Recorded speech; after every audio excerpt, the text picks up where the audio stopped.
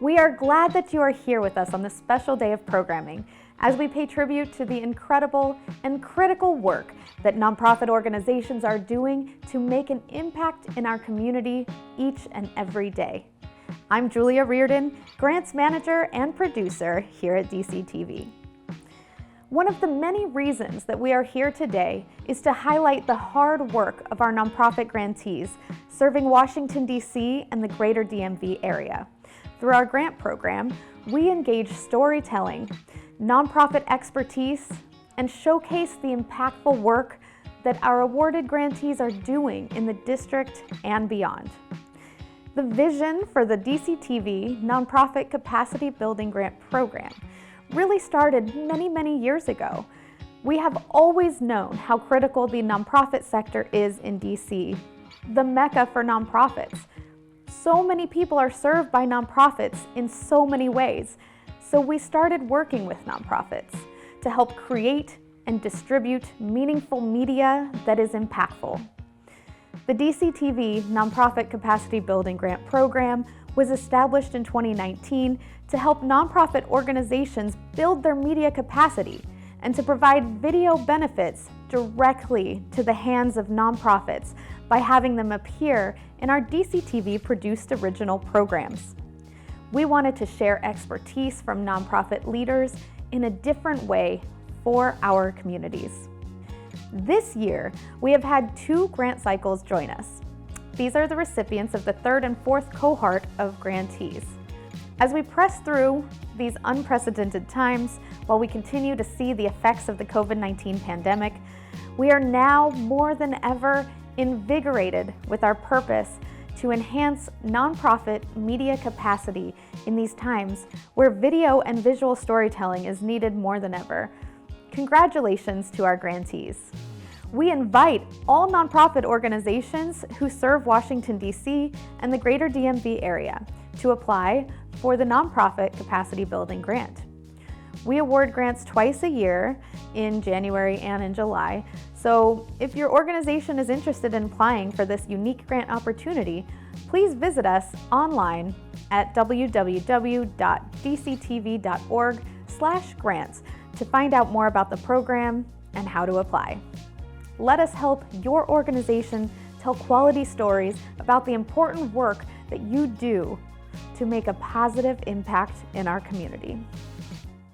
Nonprofits over this last year and through the pandemic have really stood in the gap. We have reached communities that government and no other support systems could get to.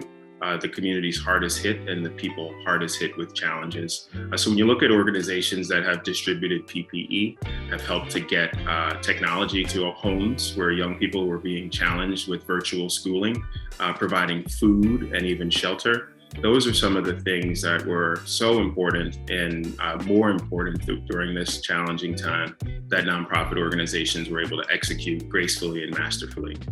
There is a tremendous partnership with government and nonprofits in the District of Columbia. It's Serve DC, the Mayor's Office for Volunteerism and Engagement that the center works with to really ensure that every corner of the district has support, is meeting the needs of people in communities and making sure that that drive that we talk about is actually happening.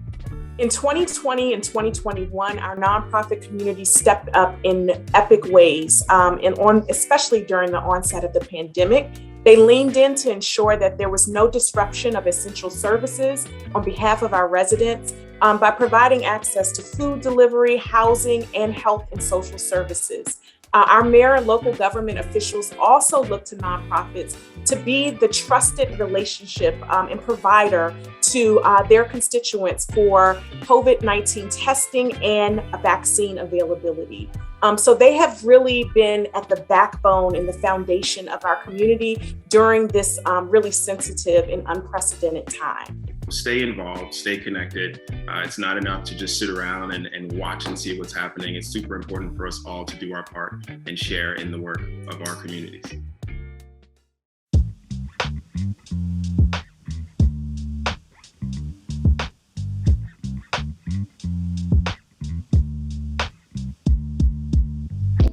Hi, I'm Julia Reardon, Grants Manager and Producer at Dctv. There are more than 76,000 nonprofit organizations in the DMV area. In this programming block, we are featuring different nonprofits whose services include fostering the arts, finding home and shelter, and finding hope along the way. Here are 7 DC and DMV area nonprofit organizations who are doing just that. They are Arts Administrators of Color Network, Mobile Hope Association, Mary's House for Older Adults, the Father Mckenna Center, Calvary Women's Services, Canada Foundation for the Arts, and Capitol Hill Arts Workshop, or CHA. Let's watch as they show how they are making a difference in the lives of our residents and beyond.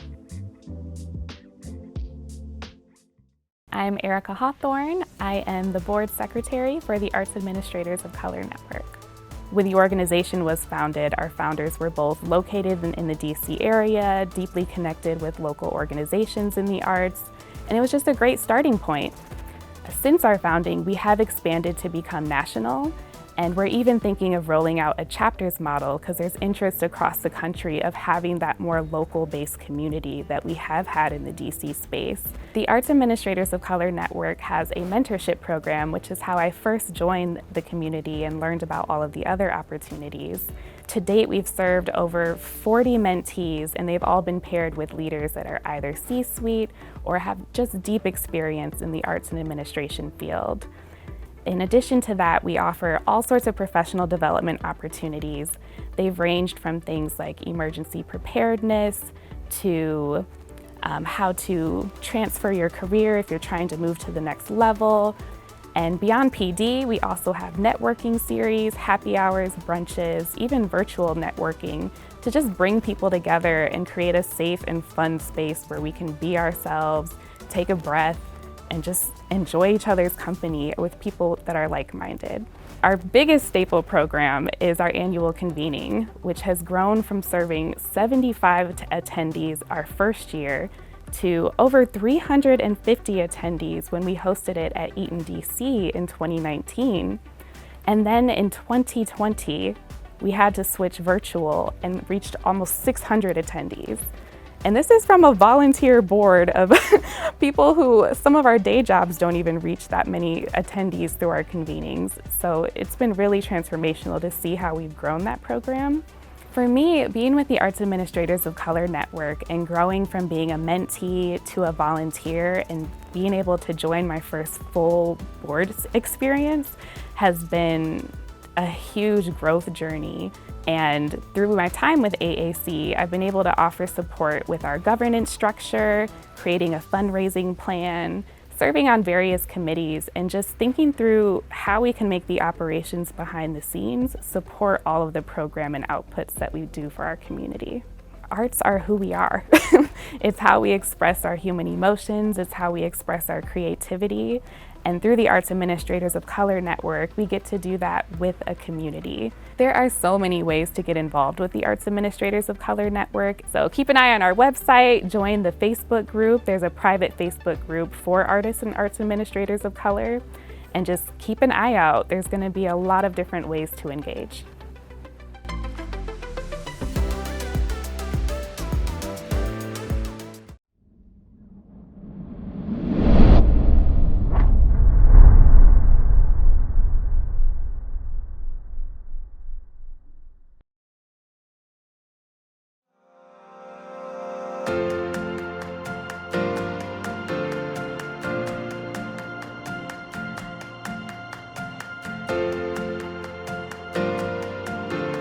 Welcome to Impact Moment right here on Dctv. I'm Alvin Jones, and what I really like about Impact Moment is we get a chance to talk to people who have organizations, who have a team that are doing things to help people, especially during this time where everybody is struggling with issues and situations that they could use some help with. And the lady that I'm talking with right now is one of those people, Donna Fordia, with Mobile Hope is with us today. How are you? Hi, I'm good. How are you? Fantastic. Let's talk about Mobile Hope. So Mobile Hope has been a nonprofit based in Leesburg, Virginia for about 10 years. And our mission is to help homeless and struggling youth 24 years of age and younger. So Mobile Hope is mobile. And so we have a fleet of vehicles. And when we first started about 10 years ago, we would go directly into the neighborhoods where transportation may be a barrier. And then COVID hit, and we kind of pivoted so that we could meet even a larger demand for direct services into neighborhoods. And I think since March 12th of last year, we've served over 178, almost 179,000 family members with almost 9 million pounds of food. Wow. Yeah, it's pretty crazy. And many of our youth in crisis come out on the bus also and help serve our community. Leesburg is in Loudoun County, which is one of the most, basically to say it, one of the richest counties in the United States. And people would think you wouldn't have a problem with people being homeless in Loudoun County. Explain to them why that's a false narrative. It absolutely is false. And it's very difficult raising awareness in the wealthiest county in the country pertaining to homeless youth, because if you don't see it, you don't think it exists. And many of the kids who they may see walking along the street with a backpack, if you're not living in this environment, you may think that they're leaving a slumber party from a friend's house, but that's all their life belongings in that backpack. So it is very difficult to believe that it does exist here. And now that we're still in COVID, many of our kids that came to us over the last year, unfortunately came to us because mom and dad could no longer financially afford to have them in the house. And so they figured that the easiest way to help the family stay intact was to kind of remove that 18 or 19-year-old that may still have been living at home. Prior to COVID, they were coming to us for all variety of reasons. Some received a C on a college report card and got kicked out. Others come to us through foster care, through youth services once they age out, and self-referrals from our current clients as well. Do you think that the foster care system needs to find a way to help youth once they turn 18 so that they can, well, I can't even say re-enter society, so that they can enter society and be self-sufficient? Absolutely. I mean, I know everybody does the best job that they can. I mean, I truly believe that, but I can speak to the kids from foster care that have come through our doors. They are not prepared to be on their own. There is no financial support for them when they arrive to us. So, you know, they bring everything that they own in a garbage bag. And so there are many steps that can be taken to make it not so demeaning when they exit out of foster care. Here are your belongings in a plastic bag. Sorry, we don't have any money for you. Go figure it out. And there are many opportunities throughout their placement that they can be taught to become self-sufficient. And I think that's a missed opportunity that does not happen, or we have not witnessed that it has happened. Donna, a young person comes to you, they're 18, they just got out of the foster care system. What are the steps that you take to help them get on their way so that they can be sufficient and live on their own? It's really individualized. So is the first thing. I think we kind of meet the kids where they are, both emotionally and physically. And then once we kind of establish a trusting relationship, the floodgates kind of opened, and that's when we kind of put in place plans. What are their goals that they want to achieve? What are the goals that we identify that they may be in need of? And, you know, that includes housing and jobs and referrals to mental health, or, you know, everything that would make them feel comfortable and confident in moving forward to become self-sufficient. So it's really an individualized approach. It's not, you know, a cookie cutter approach. Let's talk about some of your successes. I'm sure that you have some situations that you've encountered and some outcomes that have made you smile. Let's share some of those with us. We've had kids who have been living in their car, who had dropped out of school because they needed to make money, who had mentioned that they wanted to become a Marine. And so because of our partnerships with the armed services, we got a recruiter in here, and he came back about a year later to show us his sharpshooter badge. And so there are just tremendous successes. I mean, some of our kids who have been through so much trauma, have exited gangs, have, you know, spent time in jail, are now mentoring new kids that are coming in, trying to help them redirect their path in life. So it's the most humbling thing I have ever witnessed in my life. If you had a wish of things that could happen with Mobile Hope, of greater accomplishments, what would they be? And it doesn't have to be one wish. To have the community, in your viewing area also understand how long it takes to get a homeless youth into self-sufficiency and just all of those barriers that exist. And I think because of our, experience with this population, our new campus that we have moved into provides kind of a one-stop shop for these kids. We have a retail store that will help train them in retail services. We have a trade school that will be up and running to teach them HVAC, drywall, plumbing, and to get them certified so they can take that skill anywhere. Nobody can take that away from them. So it sounds like with Mobile Hope, there's hope on different levels: workforce training, mental health. And do you also teach life skills of just how to function in life, be it understanding a credit report or balancing a checkbook and things like that? We absolutely do, because I think for the most part, people assume that these kids have the skills that we have taught our own kids, and that's not the case. So we do life skills, we do budgeting. What does a budget look like? What does it mean? We hire a lot of our kids, and when they were hired, trying to talk to them about what PTO, paid time off, means. They didn't know that. They didn't know the difference between gross and net. So teaching them all of that. We do cooking here every day, and we feed whatever kid is on the street. They know they will always get a hot meal here at noon. And so we teach them cooking and budgeting and, so everything soup to nuts to help empower them to become self-sufficient and successful in our society. I mean, we're humbled to be doing this every day, and truly humbled that these kids trust us and come back every day. And when they are having a meltdown, or even when life is going great and we may not have talked to them in the last 30 days, they call to tell us what is going well and their successes. And, it's just, but every day we get new kids coming through our doors, and it's just truly upsetting that this exists. I also understand, Donna, that Mobile Hope is a place of refuge for the LGBTQ community. We absolutely are. We have had a lot of kids in the LGBTQ community who have walked through our doors who are homeless for a variety of reasons.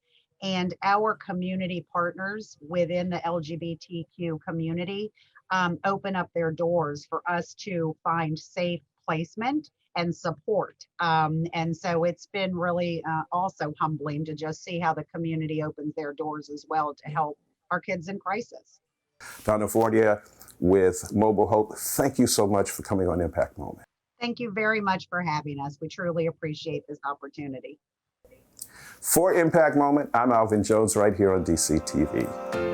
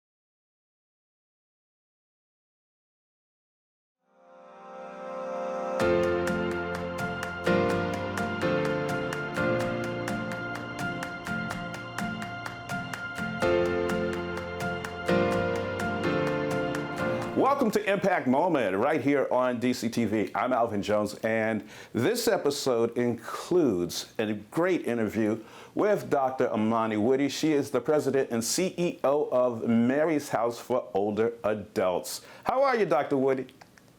I'm well, Alvin. How are you? I am fantastic. Let's talk today about Mary's House for Older Adults and what it does for people in this community.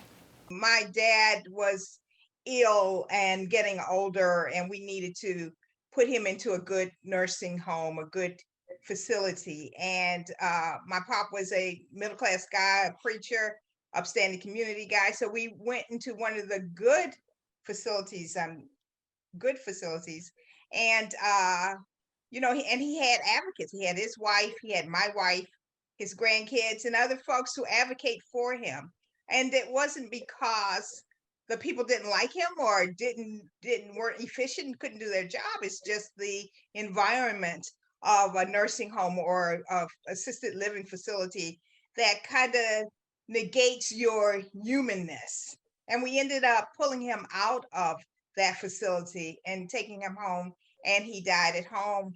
He left me my childhood home, which I decided with a group think to turn into Mary's House for Older Adults. And so my pop was part of the catalyst.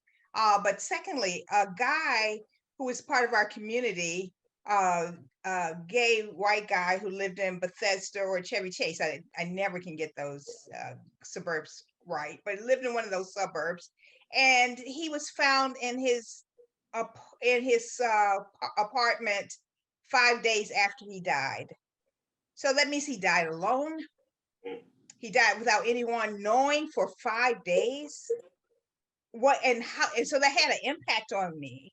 I'm saying, what would you do? What can we do? What can I do with this house that would aid older adults, LGBTQ, SGL, and that same gender loving older adults to live out quality, a golden life? Because my pop, he was a heterosexual guy, old guy.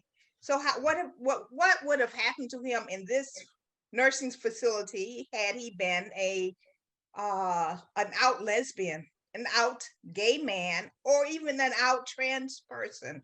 What would have happened to his quality of life? It makes me shiver to think about that. And so on those experiences, Mary's House was born. So what are some of the challenges for older adults who are in the LBGQ and SGL community? Many elders don't have kids.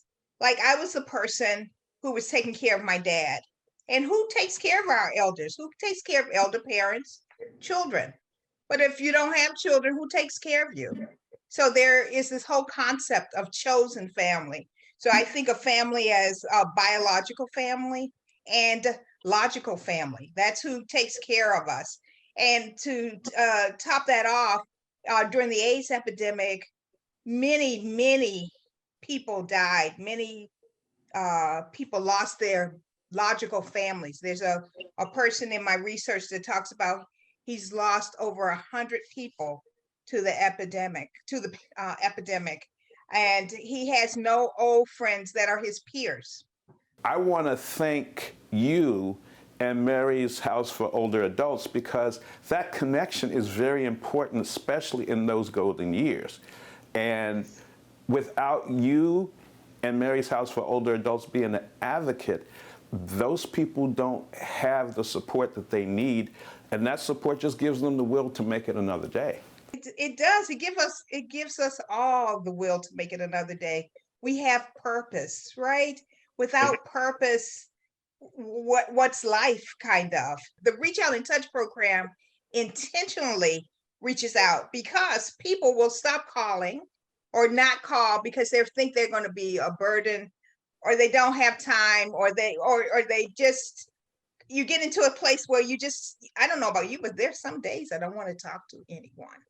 Wow. And that can happen to folks on a continual basis, and that is 1 week, 2 weeks, 3 weeks, and you haven't talked to anyone. So we intentionally keep these folks on our list.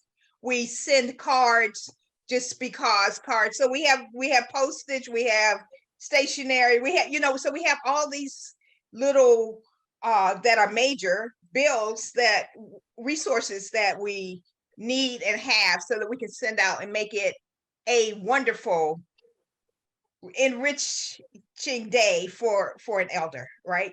It says, so Mary's House for Older Adults, the concept is communal living, family living, the kind of living that you need to be on the porch when the street lights come on living.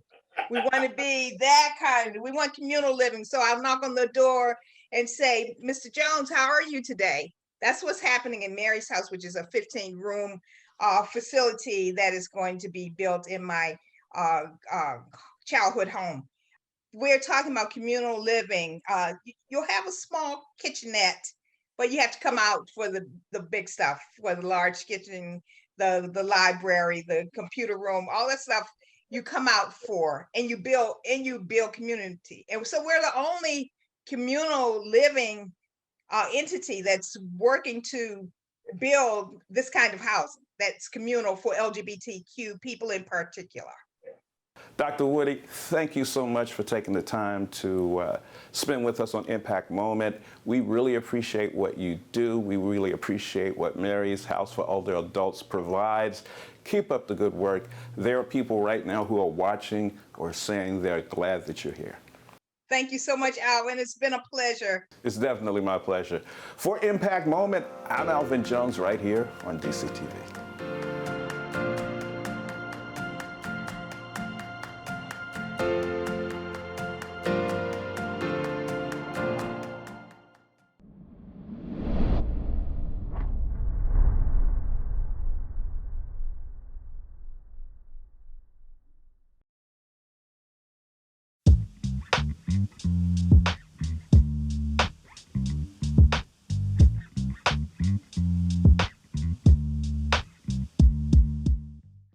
Since 1970, SUM has provided support for the Washington, D.C. community during difficult times, and will continue to provide that support during the COVID-19 crisis. The wealth disparity in the district is growing rapidly, especially during a global pandemic that's affected so many Washingtonians. There are so many people who need help. People have lost their jobs and their income and are at risk of losing their housing and access to health care. So this is where SUM comes in. Many people know us as a soup kitchen, but we're so much more than that. Our comprehensive programs are designed to help vulnerable people find pathways out of poverty and achieve long-term stability. Whether someone needs one-time support, like a bag of groceries, or long-time help, like affordable housing, SUM is here. To receive assistance or to support SUM, visit sum.org.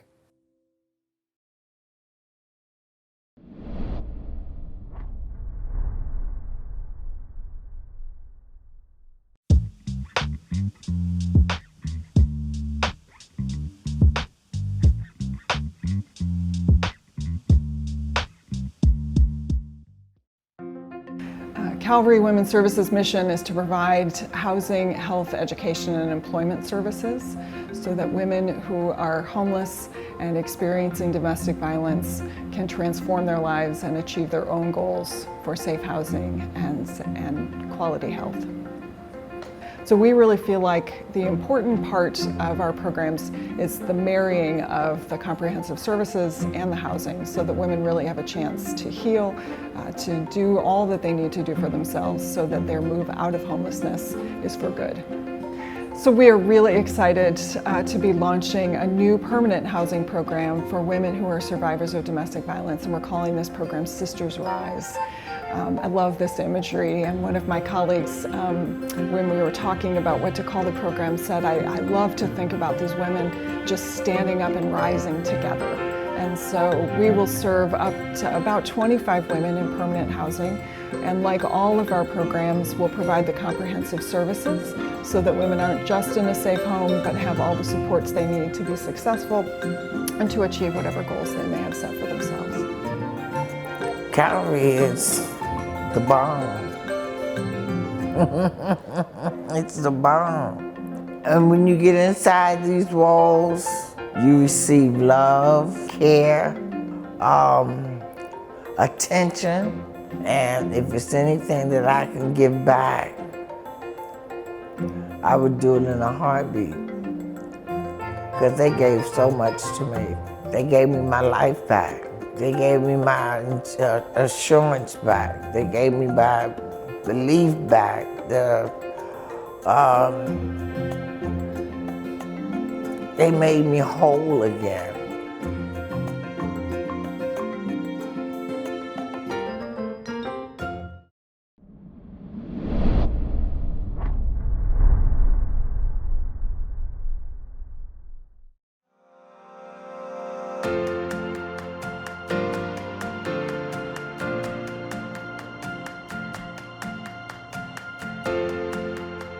The Sesame Street Workshop, the Manhattan Theater Club, the Miami Herald newspaper. Those are just a few of the places DC natives have scored jobs after interning with the Kennedy Foundation for the Arts in Ward 4. Welcome to Impact Moment, brought to you by Dctv. I'm Rebecca Burnett. With cultural arts workshops, mentorship, and live performances, the foundation empowers youth of color to be agents of change. Here to explain is founder and executive director Marjuan Kennedy. Welcome. Hi, Rebecca. Thank you for having me.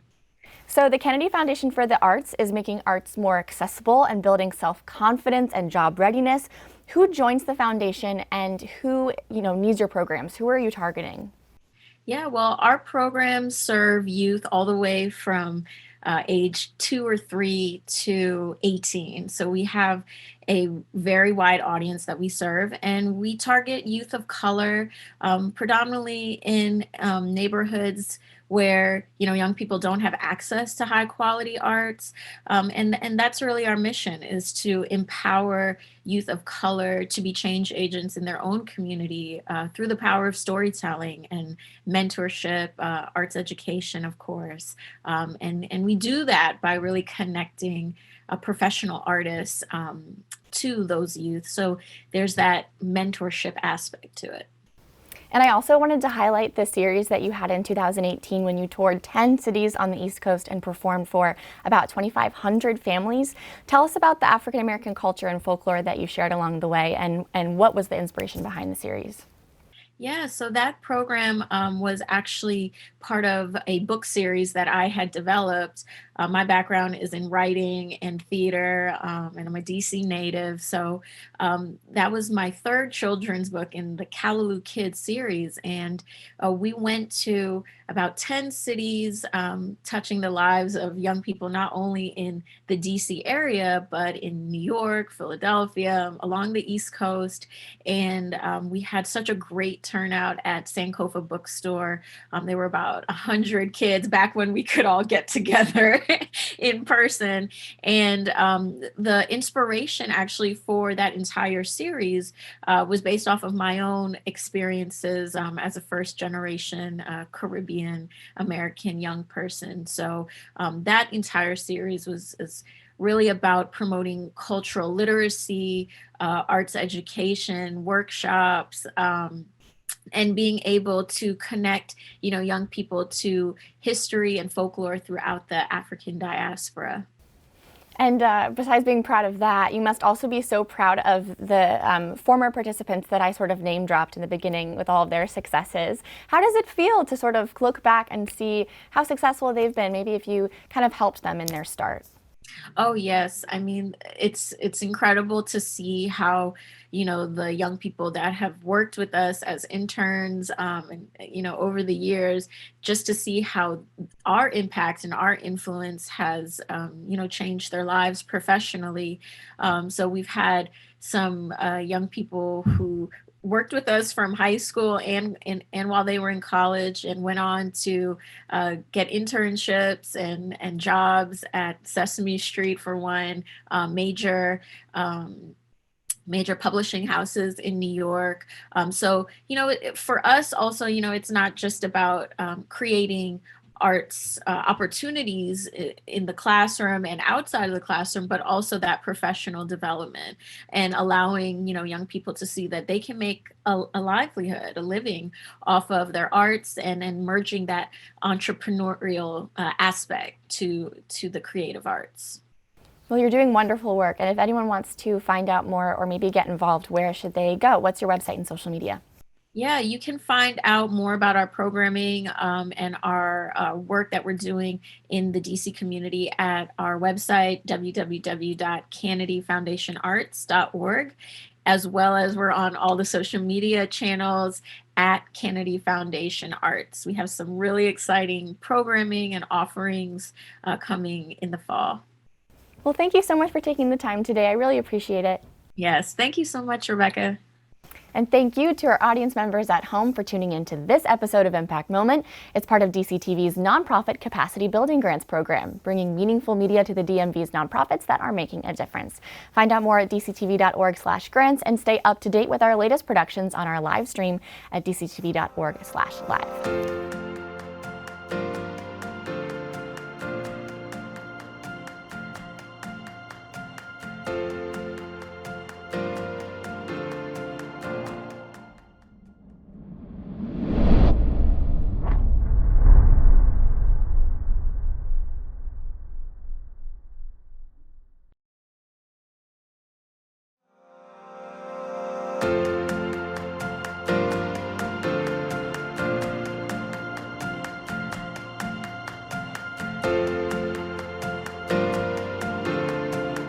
Welcome to Impact Moment, right here on Dctv. I'm Alvin Jones, and today, as always, we bring you great information about great organizations. And today, we're talking with the head of the Arts Administrators of Color Network, Anika Quinana. How are you, Anika? I'm doing well, Alvin. Nice to see you. Good to see you also. You know, eventually we'll be closer together. We just have to deal with it by Zoom right now. But let's talk about the organization. Absolutely. So I'm really honored and privileged to be the board chair for the Arts Administrators of Color Network, which is, homegrown here in the District of Columbia, founded in 2016. And really birthed by our co-founders who were really good friends and both musicians, and said, where is the support for arts administrators of color? Why is it that in the traditional spaces, folks don't think that there are people of color who are doing this work, who are in support of artists, who look like the artists that they're supporting? And so we knew, and I wasn't one of the founders, but they knew and surrounded themselves with like-minded individuals, that there was a need and there was a space for arts administrators who support artists, who believe in the work of artists of color, and that they themselves needed to be able to network and support one another. And so we were birthed in that way through a conversation, which led to a Facebook group and has grown to a 501c3. And we're so thrilled for the support of Dctv. Now, for those who don't understand what the term actually is, what is an arts administrator? Yeah, that's a great question, because oftentimes if we go to a movie or watch this show or go to the Kennedy Center or the Lincoln Theater, we go and we watch the show and we enjoy it and we go home. Though those actors or those singers were amazing, or those musicians were amazing. But, we don't often get to think about the people who are behind the scenes, not just like the producers or the directors, the stage managers, who are all wonderful and important, but those in the background who are working on contracts, who are answering phones, who are managing spreadsheets, all the things. And so the sort of broad term that we talk about for that work is arts administration, or even arts management. And so, yeah, that's what we do. Oftentimes we ourselves are artists and are really passionate about the field and the sector of the arts. And we want to make sure that artists are taken care of, that communities are supported and drawn into the work. And so, yeah, that's what arts administrators do. It's like, for a lack of a better term, you make sure the business of show goes on. Absolutely. I think if you think of the business of show business, we are the people. And when we think about entertainment, I think we think of, the people behind the scenes, like I said, the producers. But a lot of us are in nonprofit spaces, and some of us work for states, arts agencies, or national bodies. And so there may be many layers to our work, but ultimately we're very concerned about artists, We're concerned about those who support artists, and we're concerned that the arts reach everybody. We believe that arts are a human right, and so everyone should be able to have access to the arts. I guess I have many friends that are arts administrators, and I just didn't know.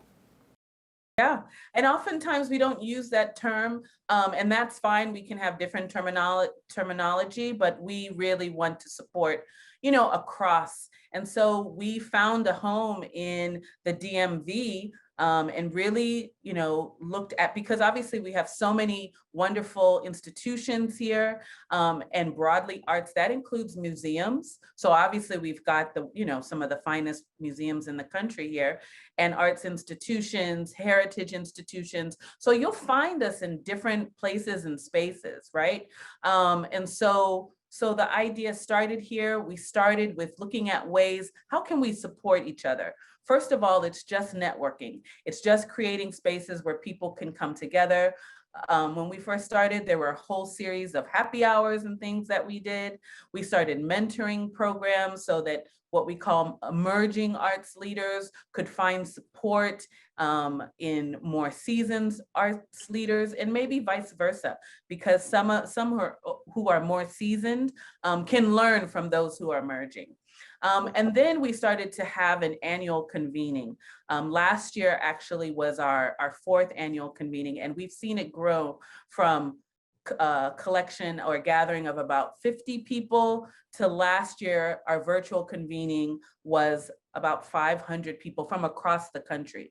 But when we were still together, and we know we'll get that opportunity again. And so it's a unique space for us. Our convenings are really special. It brings together that networking component, but also strong professional development for us and by us, as we say, as BIPOC arts leaders. So we're on the stage, or we are facilitating to those who look like us and need us. What's great about our work is we started here locally. We could really center ourselves in this region, DC being the nation's capital, and give local artists an opportunity to connect more broadly throughout the DMV, throughout the region, and then across the nation. Anika Quinana, thank you for coming on Impact Moment and letting us know all the great things that you and all of the people who are a part of the Arts Administrators of Color Network are doing to make sure the arts stay alive. Thank you so much, Alvin. It was great to be here. And for Impact Moment, I'm Alvin Jones right here on Dctv.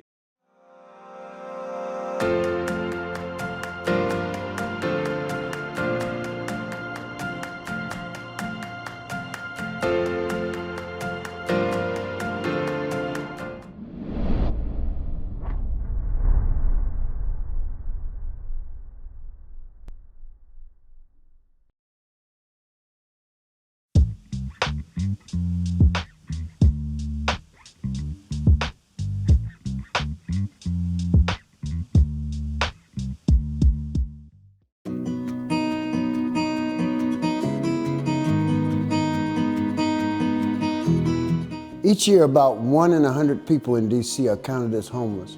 More than half are chronically homeless, and a large portion are men who are on their own. Whether he wants to get off the street, find employment, battle addiction, mental illness, the Father Mckenna Center meets unhoused men where they are and helps them toward a better life. Volunteers serve breakfast, stock our clothing closet, and help with applications. Whether it's a single day or volunteering on a year-long internship, we're challenging preconceived notions about homelessness by building bridges between people in our community. We also prevent homelessness in Ward 6 by providing our neighbors with free, healthy groceries from our food pantry, including farm fresh produce, meat, and dairy products. Meeting needs, reclaiming lives. Join us at thefathermckennacenter.org.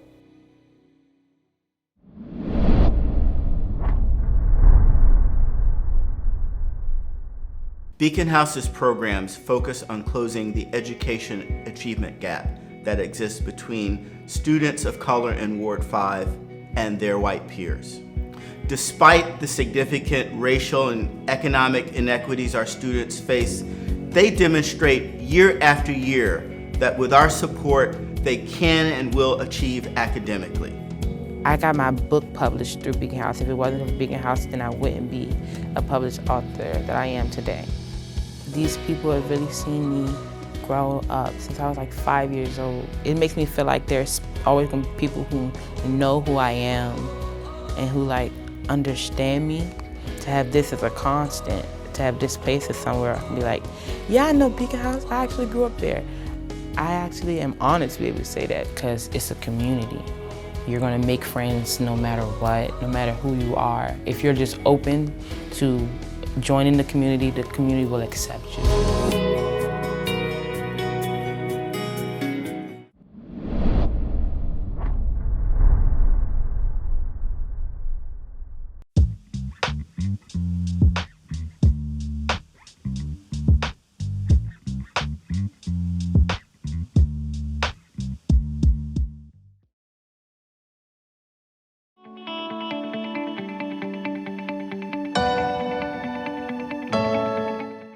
So Mobile Hope started about 10 years ago. I was approached by somebody in the community that said there were homeless kids and there were no programs dedicated to helping them. Did my due diligence, and lo and behold, there was a huge issue of homeless youth, and quit my job and started Mobile Hope. The bus was an original part of Mobile Hope when we started 10 years ago, when we would go into the community to the hard-hit neighborhoods where transportation may have been a barrier. And we served probably about 4,000 folks in a year's period of time. And we would go to maybe about 4 locations, 8 locations per month. And then when COVID hit, obviously we all pivoted to try to kind of fill the gap of all of that was going on and the uncertainty. So we expanded the number of hard-hit neighborhoods and went out at the beginning of COVID to about 20 different locations per week. And we've now served over 215,000 family members. The bus offers, a lot of opportunity for struggling families to connect with us and to build and establish the trust that they need to receive and ask for services. So we do primarily the food and the clothes and the hygiene and the school supplies and books and games, that type of thing. And then it gives those families who are receiving services a chance to talk to us. And if they need more support and more help, then they can come to our campus in Leesburg. I don't look at it like I'm just getting paid. I look at it like, you're really out there to help people. So, I mean, it's not really just about myself, it's about, 100. And they appreciate it. It's always a smile on their face. And then we also have wonderful volunteers and things like that go out on our stops and help us. So it's just wonderful for the community to just be a part and know that there's people in need and want to help. So it's a good feeling, whenever you feel like your day isn't going good, at least know that the bigger picture is that you made someone else's day. A lot of times we always think about ourselves, but sometimes, you got to think of others too.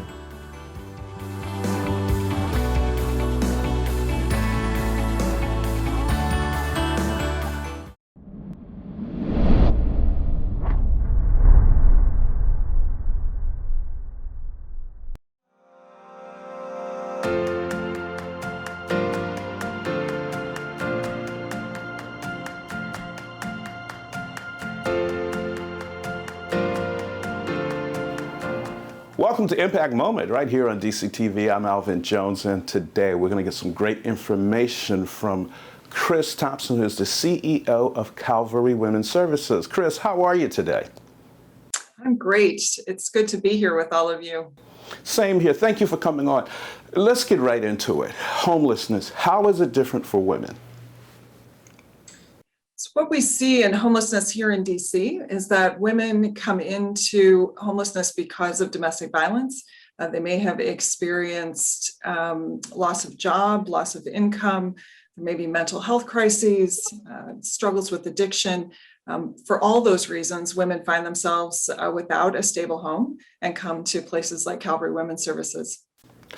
When they come to you, are there certain things that you have to be on the lookout for, certain things that are kind of more of a symptomatic with women? So there are about 1,000 women who are homeless every night in our city. So while there are certainly some commonalities among those women, we see lots of different experiences that women bring into a program like ours. We've tried to focus on meeting the needs of each individual woman. So recognizing that, again, while there might be some commonalities, that the experience of homelessness and the experience of domestic violence may be very different for each person. And so we have crafted services to ensure that women have access to mental health care and to health and wellness supports, to addiction recovery programming, to case management. So all the things that each individual woman might need to be able to address the reasons for her homelessness. Is there equity in the way that women are viewed when homeless as compared to men? Mm-hmm. So in the District of Columbia, about of the population of people that are homeless, who are single. So in DC, we distinguish between family homelessness and single homelessness. And so among singles, about 75% of those who are homeless are men. And so again, so 25% are women. What we know among women who are homeless is that they certainly sleep on the street less. So they're less visible in the public. And that's mostly because of just, safety concerns of being outside and being more vulnerable. And so women tend to stay with family and friends and find themselves homeless when those kinds of housing arrangements, fall apart. So when women no longer have income to pay for housing, but also if they're in a family situation that becomes violent, or where there's drug use, or just a family situation that's really not working for them anymore. We've certainly even had women who have been living with elderly parents who may be caretaking those parents and lose their housing when a parent dies. I want to commend you for what you do because, of course, homelessness in any situation, be it a child, an adult, male or female, is not a great situation to be in. And it also starts a cycle that sometimes prevents people from getting help. How are you able to help women when they come to Calvary Women's Services to get out of that cycle? Yes, it's a great reflection. I think, we certainly see that the majority of women who come to Calvary are Black women, and they certainly then face really the consequences of racism and sexism and intergenerational poverty, and are then trying to overcome homelessness given all of that reality. At Calvary, again, we focus so much on trying to meet the needs and support the needs of each individual woman. And so we offer both comprehensive housing, so short-term transitional housing and longer-term permanent housing, and then a full array of services so that women can access whatever they need to transform their own lives. That might be health and wellness services, that might be an employment program that helps them re-enter the job market, might be some of our educational programming that help women kind of reconnect to some of the educational shortcomings that they might have, or learn some new things that they want in order to begin to make some changes for themselves. So for us, it's about bringing all of that together and making sure that women have access to all those resources as they seek to change their own lives and overcome their own homelessness. It sounds like Calvary Women's Services has the strength of being able to bring women together so that they can help each other heal. Is that kind of the way your organization works?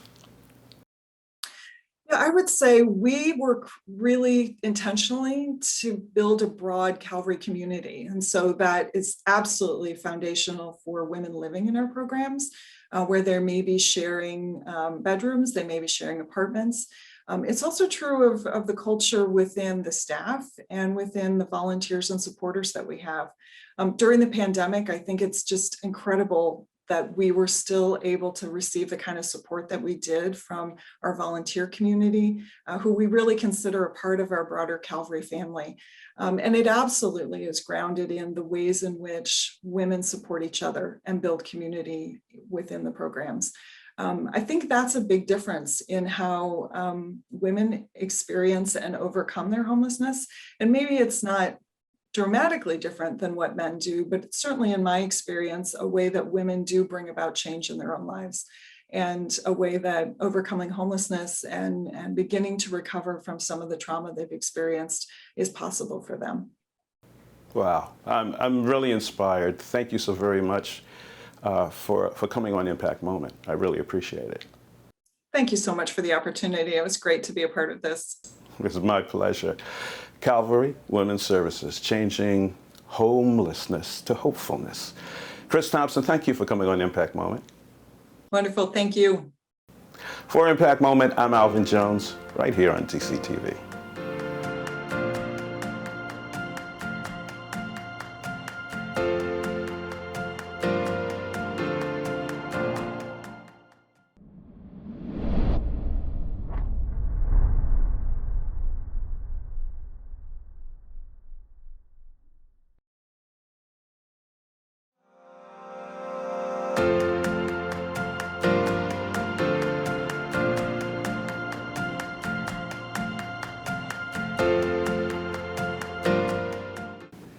Welcome to Impact Moment, right here on Dctv. I'm Alvin Jones, and we try to bring you information about organizations and people who are helping our community. And today is no exception.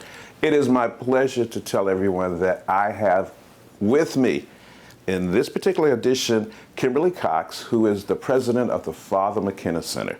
Kimberly, will you please let everybody know I'm telling the truth and let everybody know that you're here with me? Hello, Alvin, thanks. It's great to be here. How are you today? I'm fantastic. Let's talk about the great things that the Father Mckenna Center has been doing, is doing, and will be doing to help our community. Super. The Father Mckenna Center serves two main populations here in the city. We work with men who are currently homeless, and we work with low-income families in our neighborhood that face food insecurity. As everyone knows, because of COVID, both these populations have been impacted very, very severely. The Mckenna Center has always run a food pantry for our neighbors.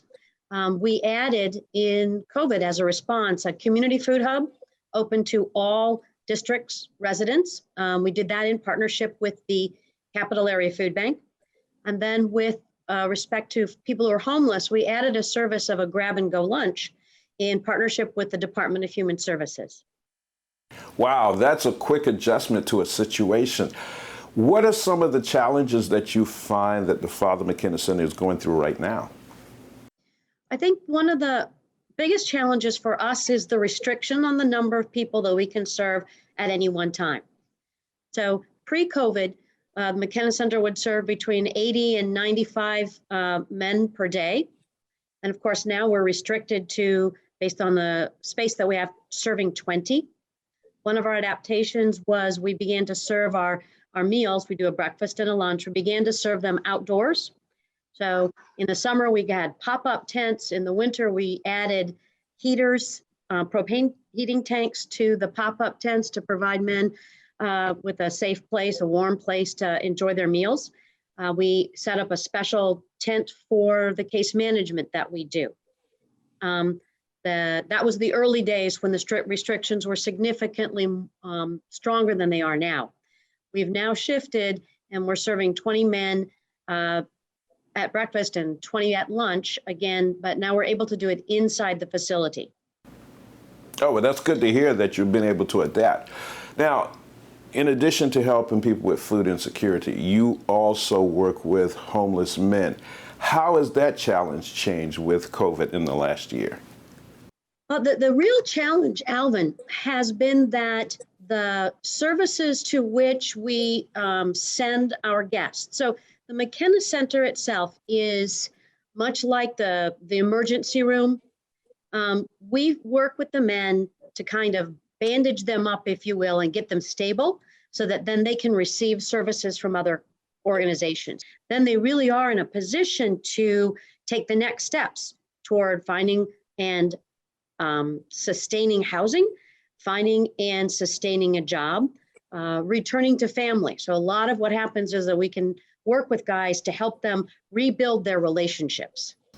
So Kim, if I understand you correctly, what you do at the Father Mckenna organization is you once you find a person is homeless, you evaluate their situation and you provide a solution that is tailored toward that individual.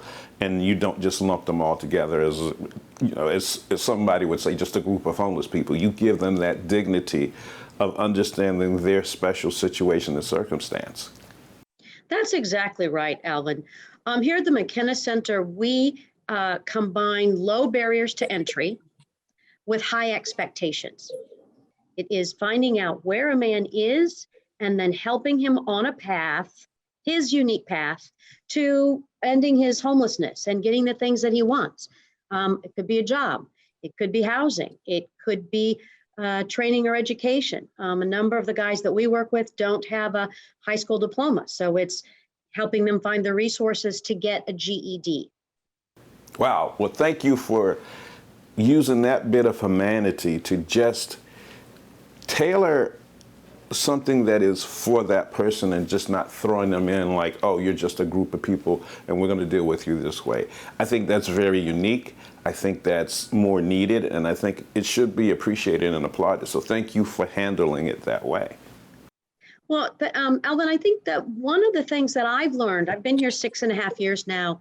My background was not in social service.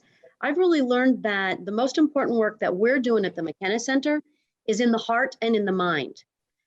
What I see with the men who come here, most of them are chronically homeless, and most of these guys have been beaten down and sort of objectified by society.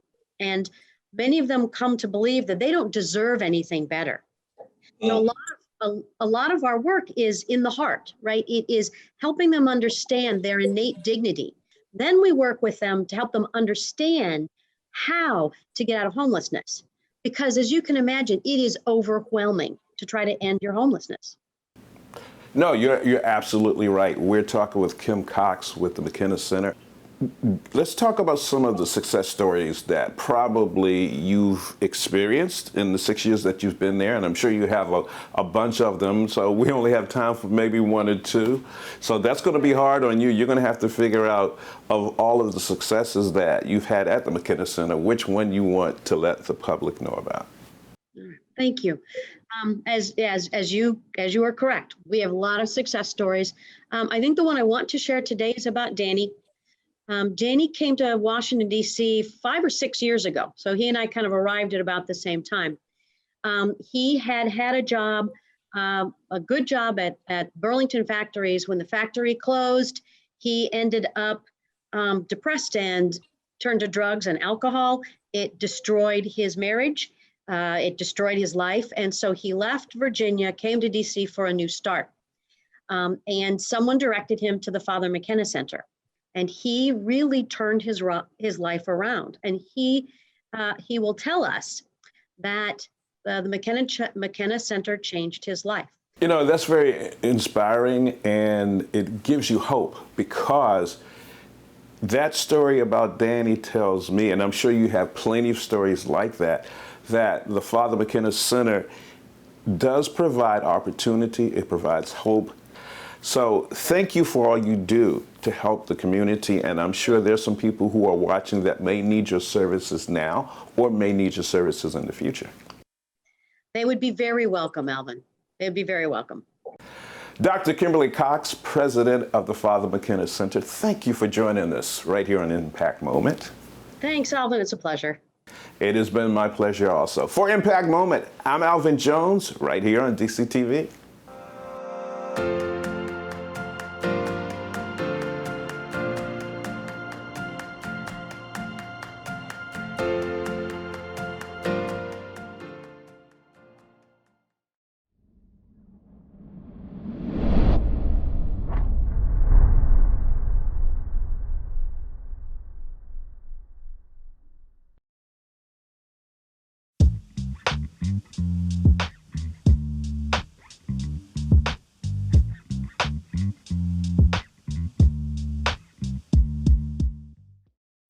Sources of healthy food can be unreliable, inequitable, and out of reach for too many in DC and the greater population.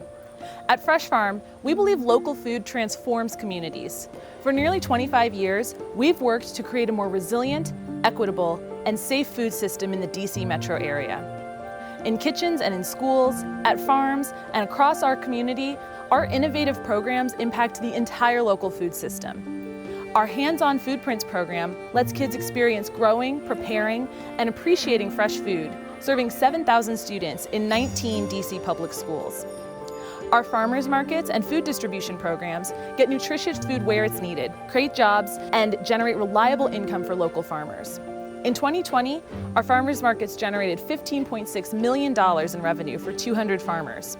Shoppers using nutrition benefits and incentives spent $300,000 on healthy local food at the markets.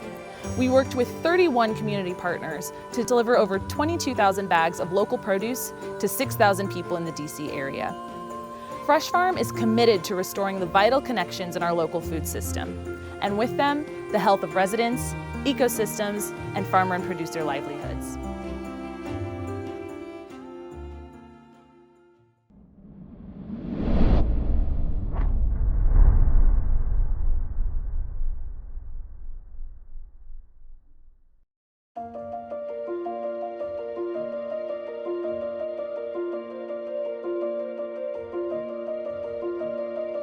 One of Jesus' parables says, "Those that are sown on the good soil are the ones who hear the word and accept it and bear fruit 30-fold and 60-fold and some 100-fold.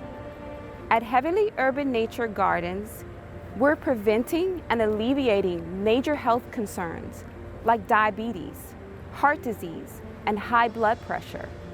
We're also seeing happier kids who are bringing that joy home to their families. Our community gardens strengthen communities east of the river in wards 7 and 8 by addressing the inadequate access to health care and healthy food that our neighbors of color disproportionately face. We are teaching our kids to love themselves, and through teaching them STEM, science, technology, engineering, math, and agriculture, we prepare them for the future. We are giving our children the tools, not just to survive, but to live and thrive.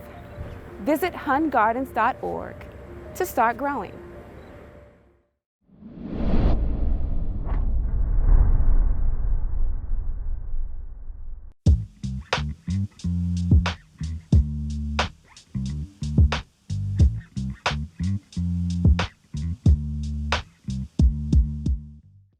I've always been interested in the underdog. I've always worked in places where change was needed, justice was sought. Most time, we are the only organization in the room that is representing LGBT older adults. That is amazing in this city. Mary's House for Older Adults provides housing and quality environments for older adults, LGBTQ, SGL, same gender-loving people in particular. Our goal is not only to build inclusive housing, welcoming housing. Our goal is to build housing that is affordable for residents. And we want to build a house in every ward in DC. Our first step is in Southeast DC. We're building communal housing. The first house will have 15 units. Folks will have amenities right at their fingertips. They will have the ability to become family, become community. But we're also educating nursing homes, retirement facilities, because we can't build it ourselves out of this. We can't build enough structures. So we have to educate folks so that people will be culturally aware, culturally sensitive. I don't think we could be culturally competent, but we can be aware of things and make life better for everybody. Mary's House does more than build housing. We advocate, help us build environments that are welcoming, affirming, and affordable. For more information on Mary's House, please go to our website, www.maryshousedc.org.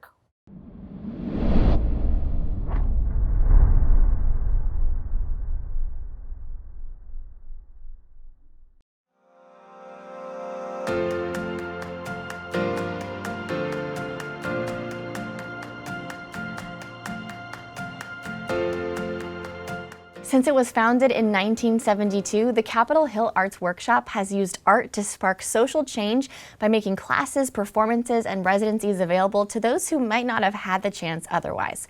Welcome to Impact Moment, brought to you by Dctv. I'm Rebecca Burnett.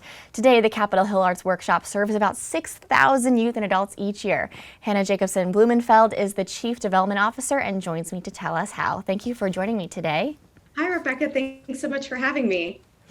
So let's start by setting the stage. Capitol Hill Arts Workshop was founded to close the socioeconomic gap in the arts. What does that gap look like? And tell me about ways that you make the arts more accessible for the people who join. Absolutely. Thanks for that question. The really powerful thing about CHA is that we think of it as an arts-based community center rather than a community-based arts center. And it's a small nuance, but it's a really important one to us. When we opened in 1972, it was really the community who came together and said, we really want a space to have arts programming for adults, for kids, for anyone who needs it. And since 1972, we have never turned a student away for inability to pay for an arts class. So that's really been the core of CHA since the very beginning, and it remains core to CHA today. Now, that means different things in 1972 than it does in 2021. And certainly over the past couple of years, I think we've all recognized that there is a real gap for so many people. And the pandemic showed us more than ever that there's a greater need for art. There's a greater need to stay connected, to build self-confidence, to engender empathy and understanding for our differences, to bring us together as a community. So we lead with great art, and we believe that bridging the socioeconomic gap in arts accessibility means that every kid will be given the resources to express themselves uninhibitedly at CHA. So that's really what it means to us. We believe that art is a human right. And since community is so important to you, it only makes sense that you have so many community partners, like you partner with schools, homeless shelters, libraries, youth advocacy organizations. Tell me about some of those partnerships and how they help you reach more people. Sure. We have a community organization in residence, Serve Your City and Ward 6 Mutual Aid, which is an incredibly important partnership to us. Through them, we've been able to distribute art kits to so many kids. We also partner with the Homeless Children's Playtime Project. And working with them, we've been able to take some of what our strengths are, which is providing arts opportunities to kids, and make sure that it reaches people that it needs to reach, because they are the people who are on the ground. And we recognize and appreciate the work that they do and hope to be able to help sustain some of that work through the arts and through providing creative opportunities for kids and for families. So we've provided more than 1,000 art kits through some of these partnerships. So that includes all kinds of arts materials as well as classes. And since October of 2020, we've reached more than 375 kids through community outreach events and our STEAM Mobile, which takes arts opportunities all around town and crucially is outdoors. We've also provided pop-up outdoor events because we know that safety and the ability to feel safe in a space while you're making art is also incredibly critical. So that's just a few of the ways, and we really look forward to continuing those partnerships to make sure that kids not only have the materials, but also the opportunities to put those into action. And what difference or effect does it make on a kid if they're given the right tools in order to make their own art? Besides just the obvious, where they can make a pretty piece of art, what's the long run goal here? There are so many, and for us, a big part of it is being able to tap into storytelling, the ability to tap into a greater empathy, the ability to connect our stories to other stories, and becoming more human in the process. And I said this at the beginning, and we really think it's true that the arts engender this kind of humanity in all of us because we're all vulnerable when we make art. We are all starting from this space of not necessarily knowing what we're going to make at the end of it. One of my favorite quotes from a CHA teacher is that he never liked students to draw in pencil because students really like to erase things. They really like to erase things that feel like mistakes. But drawing in pen helped them to recognize that even those marks that didn't feel right led somewhere. And I think that that's a big part of the kind of confidence that we are building, the kind of community that we're building. And then specifically over the past year, we had a parent tell us that doing music with us was the one time that their kid felt normal, that it felt okay again. And I think that just feeling okay again is something that we can all really relate to right now. And that resonated with me a lot. What a great story, and a great quote too, something we can all live by. So if someone wants to join, volunteer, have your services, where can they find you? What's your website and your social media? Come find us at chaw.org. That's CHAW.org for Capitol Hill Arts Workshop. And we are at CHA in DC on all of your favorite social platforms and have tons of fun stuff going on all the time, little performances from musicians, showcases of artists in residence. So definitely come give us a follow and stay involved. Well, thank you so much for taking the time today. I really appreciate it. Thank you, Rebecca. It was great to be here, and we look forward to seeing lots of you over at CHA, virtually or in person. All right, and thank you to our audience at home. This piece was part of Impact Moment and our nonprofit capacity building grants, showing how nonprofits in the DMV area are making big differences in our communities. Go to dctv.org/grants to learn more, or catch our live stream at dctv.org/live.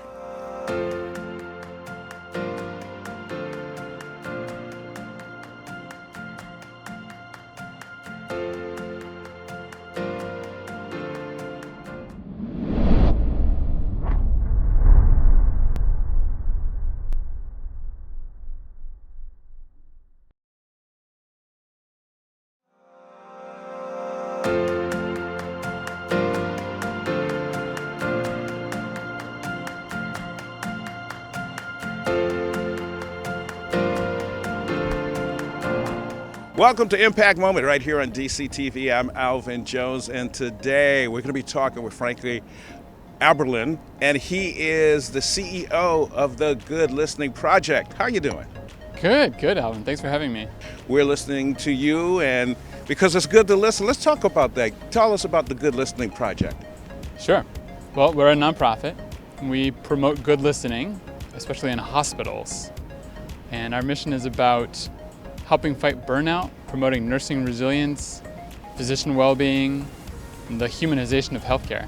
We do a few things to help build cultures of good listening in hospitals and other health systems.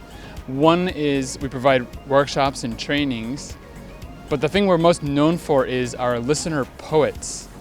We send listener poets to talk with people in hospitals, most often staff, but also patients and family members. And we write custom poems for them about those conversations. Well, our work is very reflective. So we train our staff to create these spaces where people feel heard and then thus feel human. So a person might sit down in a chair across from a listener poet, or now as we do it online, it's on Zoom, and they have that one-on-one conversation. The listener poet says, tell me your story, or tell me what's on your mind, or what should this poem be about? And very quickly, the conversations get personal. People talk about things that are sometimes heavy. That nurse might sit down and talk about what it means to be working with people who suffer from dementia. Or that social worker might sit down and talk about their niece or their nephew or their daughter that they care so much about and how they just went to the beach together. Our work is essentially to create a space where they feel comfortable in non-judgmental interaction, sharing their thoughts, their feelings, what's on their mind, sometimes saying that for the first time. So they're hearing themselves say it for the first time. And then we give them this reflection of what they've just said in the form of a poem. It's almost like when you go to a carnival or somewhere and you sit down and a person does a caricature of you and they take the qualities and they kind of, some people say exaggerate, or you could say accentuate that character so that when the person sees it, they go, okay, this is kind of who I am. And it sounds like you're doing that with words. I never thought about that before. But does it make sense? Well, there's some aspect to it. Yeah. We're telling the person what we just heard them say. Mm-hmm. And so it's as if a receipt of that conversation. Mm-hmm. In the trainings that we do for people in hospitals, the trainings that we do with doctors and nurses, we often say the quality of your listening affects the quality of their speaking. And so if you're a doctor, or if you're a nurse, or if you're a social worker, if you can be a good listener for a patient or for a family member, they're more likely to share with you information that could be really valuable to you for their treatment, information about their background, their symptoms, the likelihood of their treatment plan that you're prescribing for them working. We know that that is important for patient safety. We also know it's important for humanization of the healthcare experience. But what's really exciting is it's important for everyone everywhere.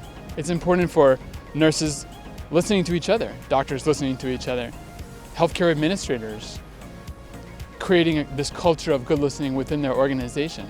Your program is very vital in bringing these things together to give people, a better experience when they have to go into the hospital, but also a better outcome.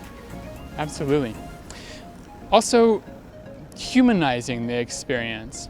Thank you. Every hospital administrator wants to believe that they see their people as full humans. And every hospital starts to drift away from that. And we can help restore that perspective.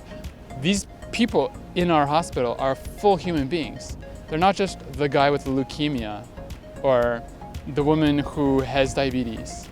They're this full and complete person. They're not just a nurse or the absence of a nurse, the FTE that they're trying to fill. They are a person who is deciding every day if this is the right field for them to work in.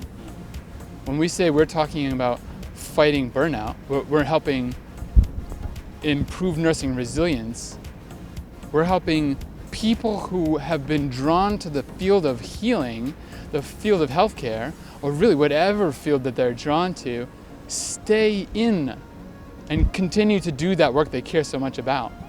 Let's give folks your contact information, how they can reach out to you and find out how they can be a part of this project, this great project. Thank you. Our website is goodlistening.org, but the real action is on our Instagram. We have a really engaging and I think beautiful Instagram account. It's at The Good Listening Project. And with that, all I have to say is if you've listened to this gentleman, I just say thank you for watching Impact Moment right here on Dctv. I'm Alvin Jones.